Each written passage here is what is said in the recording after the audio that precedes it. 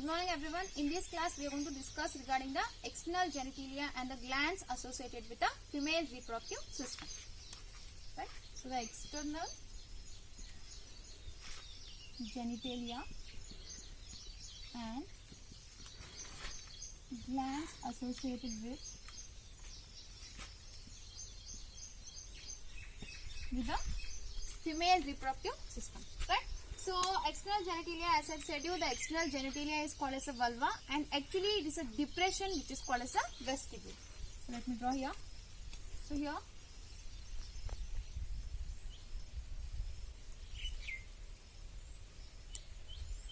external genitalia is a depression which is called as a vestibule. So this vestibule is having two openings.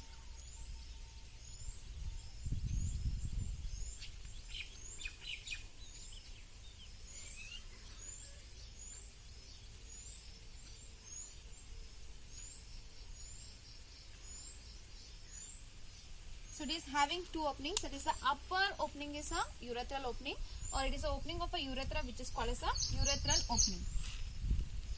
So it is a urethral opening,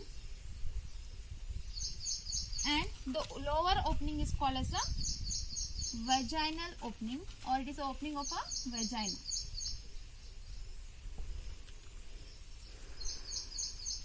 Right? So the external genitalia is a vulva, which is a depression called as a vestibule. So this vestibule is having two openings. So the upper opening is the opening of a urethra, which is called as a urethral opening, and the lower opening is the opening of a vagina, which is called as a vaginal opening. So this vaginal opening is partially covered with a membrane which is called as a hymen. So the vaginal opening is partially covered with a tissue which is called as a hymen, and this hymen we can see only in the virgin female. So it is present only in the virgin female. Right? So now this vestibule is again covered, or it is protected by a two-fold of skins. Right? So it is having a two-fold of skins. So the inner is a smaller, the inner one is a smaller fold of skin. Right? So which is called as a labia minora. So which is called as a labia minora.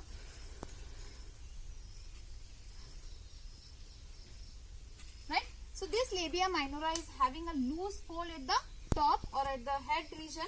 So it is going to cover a small erectile tissue. So it is going to cover a small erectile tissue which is called as a clitoris. So this is called as clitoris. And this clitoris is homologous to the penis. So why it is called as a homologous organ to the penis means both the clitoris as well as the penis both are having a same erectile tissue or a specialized tissue. So that's why clitoris is a homologous to the penis in the male reproductive system. So now the next layer, or the next fold of skin is called as a labia majora. So it is a large and a bigger fold, so which is called as a labia majora. Right? So the upper part of the labia majora, so this region, so we are going to call it as a, so the upper part of the labia majora is called as mons pubis. So this mons pubis is going to have the pubic hair. So this is regarding the external genitalia. So the external genitalia is a depression actually. So this depression is called as a vestibule. So the depression is called as a vestibule. So this vestibule is having two openings. So the upper opening is the opening of urethra called as a urethral opening. So the lower opening is the opening of vagina which is called as a vaginal opening. So this vaginal opening is partially covered by a tissue which is called as a hymen, and this hymen we can see only in the virgin females. So again this vestibule is covered by a two folds of skin. So the inner one is a smaller fold of skin which is called as a labia minora. So this labia minora, it is having a loose fold at the head or at the top region, so which is going to enclose a clitoris. So clitoris is a small erectile tissue which is a homologous organ to the penis. So then after that is a one more large covering we can see here. So one more fold of skin which is called as a labia majora.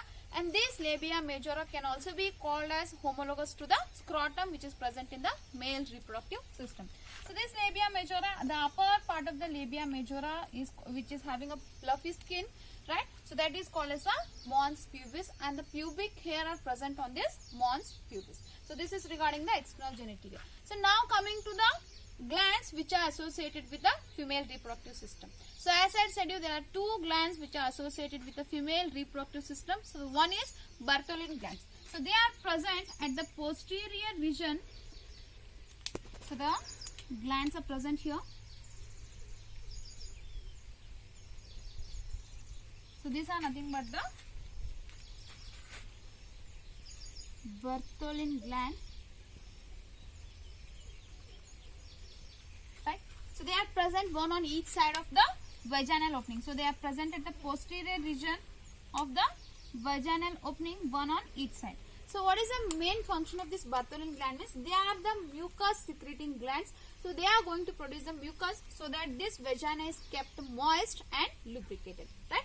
So there is a one more gland which we have to study is the mammary gland. So we will study now. Right. So in the glands which are associated with the female reproductive system, already we have studied with the Bartholin glands, which are the small paired glands that are present in the posterior region, one on each side of the vaginal opening. So the one more gland which is associated with the female reproductive system is the mammary gland. So this is the first one, and the second one is the mammary gland.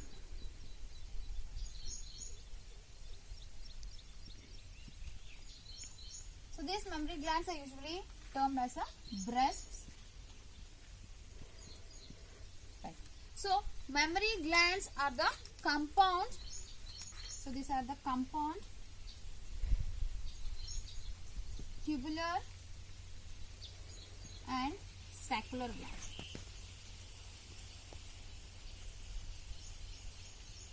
So they are the compound, they are having both the tubules as well as the sac-like structures. So that's why it's called the compound, tubular and saccular glands. So the functional mammary glands are the characteristics of all the female mammals, right? So the functional, that is why it is termed as a functional means because the mammary glands are present in both the males and females. So that's why the functional mammary glands are the characteristics of all the female mammals. So these mammary glands are usually there, they are the paired structures, so that are present in the thoracic region. So every mammary gland is consisting of a glandular tissue and a variable amount of a fat.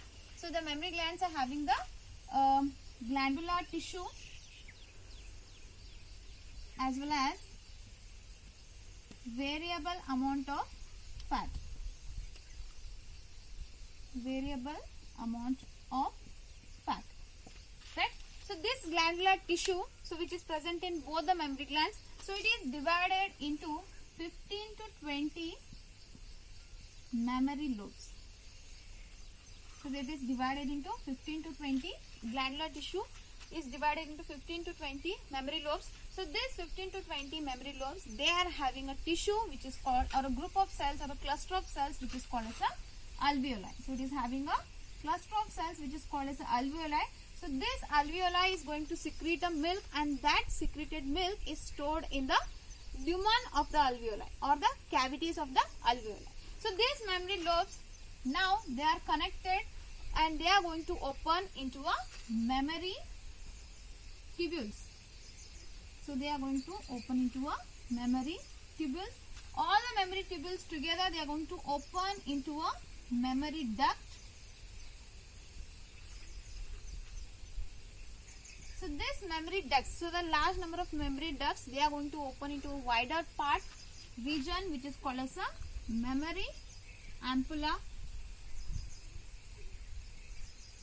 So all this mammary ampulla together, they are going to form a lactiferous duct. Lactiferous duct.